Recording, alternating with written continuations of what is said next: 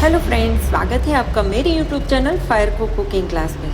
तो चलिए आज की रेसिपी हम स्टार्ट करते हैं। આજે હું તમારી સાથે રેસીપી શેર કરીશ એકદમ સોફ્ટ અને મોઢામાં મૂકતા જ ઓગળી જાય તેવી એટલે કે મહુડી જેવી સુખડીની રેસીપી। તો ચાલો જોઈ લઈએ ઇન્ગ્રીડિયન્ટ્સ અને બનાવવાનું શરૂ કરીએ। તો મિત્રો, સુખડી બનાવવા માટે આપણે અહીં લીધો છે 2 કપ ઘઉંનો મીડિયમ ઝીણો લોટ।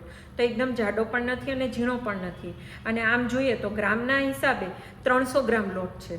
અહીં મેં લીધો છે અડદનો લોટ। ઘણા બધા લોકો ચણાનો લોટ એડ કરતા હોય છે અને ઘણા બધા લોકો ખાલી ઘઉંના લોટથી પણ બનાવતા હોય છે, પણ જો તમે શિયાળા માટે બનાવો છો તો અહીંયા તમે ટેસ્ટ માટે અને હેલ્થ માટે અડદના લોટનો ઉપયોગ કરી શકો છો। તો એ છે 30 ગ્રામ। 30 ગ્રામ મેં લીધા છે અહીંયા કાજુના ટુકડા અને બદામના ટુકડા 30 ગ્રામ, બદામની કતરણ। તો આ બંનેનું માપ તમે તમારી રીતે ઓછા વધુ કરી શકો છો। સાથે મેં લીધો છે ગુંદર, એ પણ મેં લીધો છે અહીંયા 30 ગ્રામ। તો ગુંદરનું માપ તમે તમારી રીતે તમારી ચોઈસ પ્રમાણે ઓછા વધુ કરી શકો છો। હવે ગુંદર નાખવાથી શિયાળામાં ઘણી વખત કમરના દુખાવા થતા હોય છે, તો એના માટે તમે ગુંદરનો ઉપયોગ કરી શકો છો, અને ગુંદરનું માપ પણ તમારી રીતે તમે વધારે અથવા ઓછું કરી શકો છો। યા તમને ના પસંદ હોય તો તમે સ્કીપ પણ કરી શકો છો। સાથે એક સરસ મજાના ટેસ્ટ માટે અહીં મેં લીધું છે 75 ગ્રામ કોકોનટ। કોકોનટ પણ તમને જો પસંદ ના હોય તો તમે કાઢી શકો છો, અથવા તો કોકોનટનો ટેસ્ટ તમને વધારે પસંદ હોય તો તમે વધારે પણ નાખી શકો છો।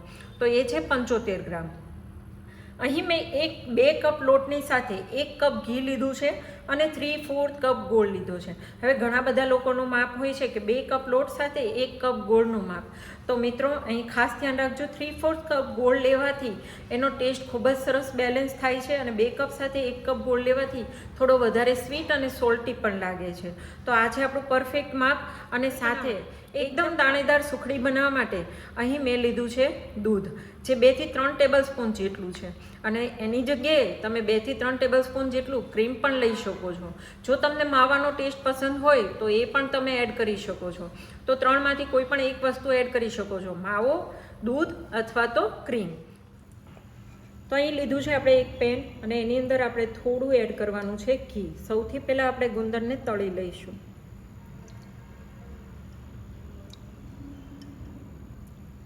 તો જે આપણે 1 કપ ઘી લીધું છે એ ઘીમાંથી જ આપણે ઘી અહીંયા એડ કરીશું।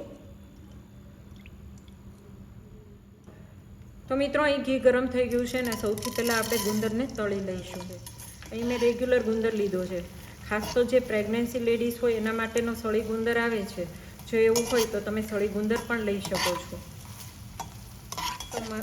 તો મિત્રો, જોઈ શકો છો અહીં આપણો ગુંદર સતળાઈ ગયો છે, અને આ ગુંદરને થોડો ભેજ લાગી ગયો છે, એટલે થોડો ગઠ્ઠો થઈ ગયો છે, પણ ઠંડો થાય એના પછી એ છૂટો થઈ જશે। અહીં જે પ્લેટમાં આપણે સુખડી બનાવવાની છે, ઢાળવાની છે, એ જ પ્લેટમાં આપણે ગુંદરને કાઢી લઈશું। તો અહીં હવે આપણે બાકીનું ઘી આની અંદર એડ કરી દઈશું।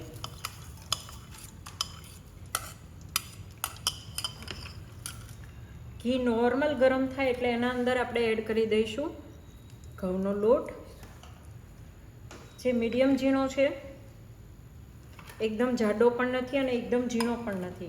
તમે ચાહો તો 1 કપ ઘઉંનો ઝીણો લોટ અને 1 કપ ઘઉંનો જાડો લોટ પણ લઈ શકો છો। જુઓ, મેં અહીંયા 1 કપ ઘી તો એડ કર્યું જ છે, પણ મને હજુ થોડું ઓછું લાગે છે, એટલે હું થોડું વધારે એડ કરું છું। તો તમે પણ તમારા ઘઉંના લોટની ક્વોલિટી પ્રમાણે ક્યારેક એવું લાગતું હોય ઓછું લાગે છે, તો આ રીતે તમે ઉપરથી પણ એડ કરી શકો છો।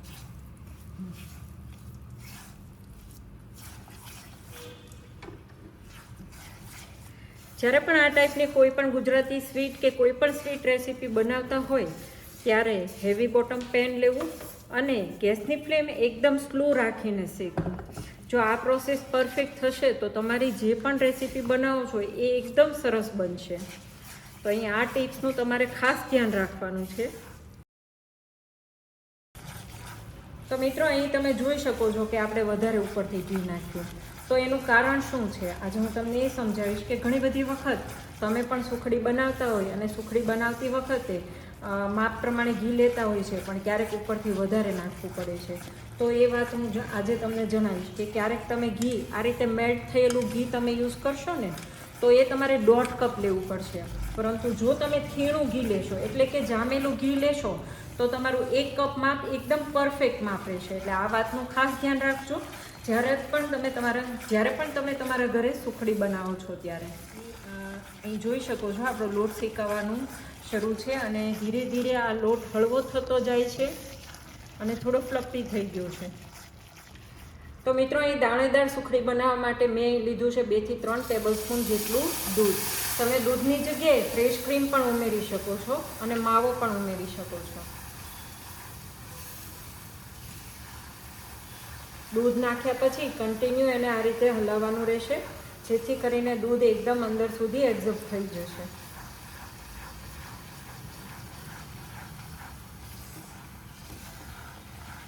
દૂધ જ્યારે પણ એડ કરશો ને એટલે તરત જ આ રીતે બબલ્સ થશે, પણ ધીરે ધીરે એ બબલ્સ નીચે બેસી જશે. જેમ જેમ દૂધ બળતું જશે એમ એમ બબલ્સ નીચે બેસી જશે.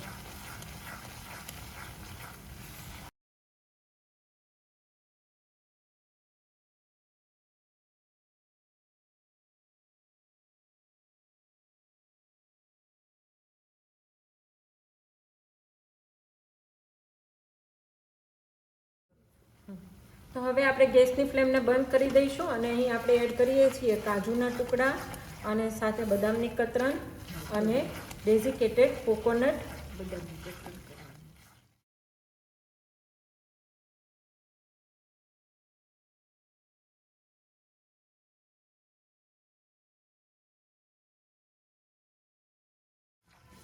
તો મિત્રો જોઈ શકો છો કે અહીં આપણો ઘઉંનો લોટ એકદમ સરસ રીતે શેકાઈ ગયો છે અને હવે આપણે આને સાઈડ પર મૂકી દઈશું અને થોડી વારે એને ધીરે ધીરે આ રીતે હલાવતા રહીશું.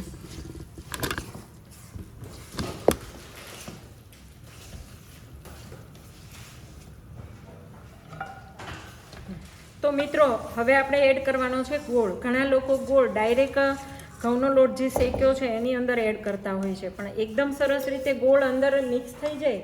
अगर आपको मेरी ये वीडियो अच्छा लगा है तो प्लीज़ अपने डियर फ्रेंड को शेयर करो और मेरे चैनल को लाइक एंड सब्सक्राइब करना बिल्कुल मत भूलना. और हाँ, सबसे पहले नोटिफिकेशन के लिए बेल आइकन क्लिक करना बिल्कुल मत भूलना. ગોળ અંદર એકદમ સરસ રીતે મિક્સ થઈ જાય એના માટે ગોળને એકદમ અલગથી આપણે મેલ્ટ કરી લઈશું.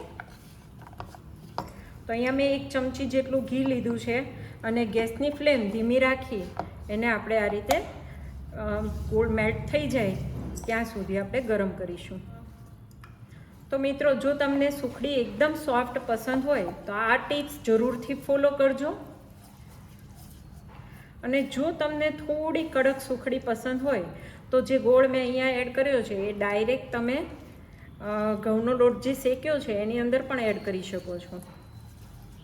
તો અહીં ગોળ નોર્મલ આપણો મેલ્ટ થઈ ગયો છે અને અહીંયા આપણે પેનને સતત હલાવતા રહીશું. ગોળને આ રીતે હલાવતા રહીશું કારણ કે પેન આપણું ગરમ છે, તો ગરમ પેનમાં તરત જ ગોળ મેલ્ટ થઈ જશે.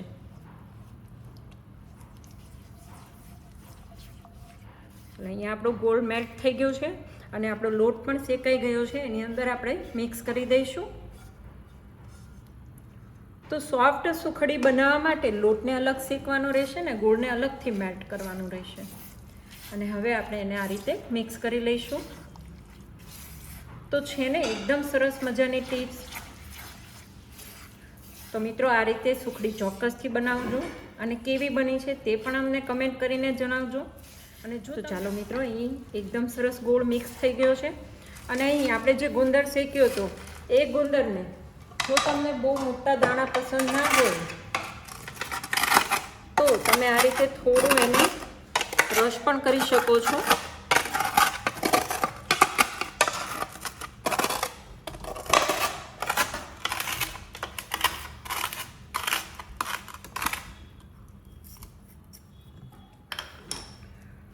મારી પાસે આ ટાઈપનો ચમચો છે તો એનાથી હું એકદમ સરસ ફ્લેટ કરી અને ફિનિશિંગ આપું છું. પણ જો તમારી પાસે ના હોય તો તમે કોઈ પણ એક કટોરી પણ લઈ શકો છો.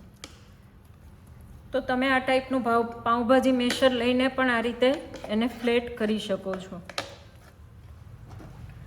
તો અહીંયા આપણી સુખડી બનીને રેડી છે. હવે ઉપરથી આપણે બદામની કતરનથી થોડું ગાર્નિશિંગ કરી લઈશું. એક લુક પણ સારો આવશે અને ટેસ્ટ પણ સારો લાગશે. તો મિત્રો પ્લેટમાં સ્પ્રેડ કર્યા પછી અને 10 મિનિટ રેસ્ટ આપવાનો છે અને રેસ્ટ આપ્યા પછી આપણે એના કટ કરીશું એટલે કે પીસ કરી લઈશું. તો અહીં આપણે સુખડી બનાવતી વખતે આની અંદર સૂંઠ પાવડરનો ઉપયોગ નથી કર્યો, પણ ઘણી બધી વખત તમને ખાધા પછી ભારે લાગતું હોય અથવા તો પચતું નથી તો તમે આની અંદર સૂંઠના પાવડરનો પણ ઉપયોગ કરો છો અથવા તો 32 પાવડરનો પણ ઉપયોગ કરી શકો છો. શિયાળામાં જો આ ટાઈપની સુખડી અને એ પણ ઓહળિયા નાખીને ખાવામાં આવે છે તો આખા વર્ષ દરમિયાન ઇમ્યુનિટી પાવર મળી રહે છે.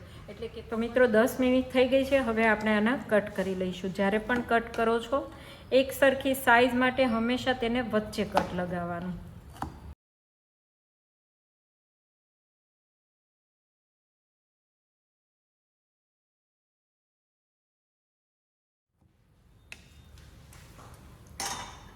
તો મિત્રો અહીં જોઈ શકો છો આપણી સુખડી બનીને રેડી છે.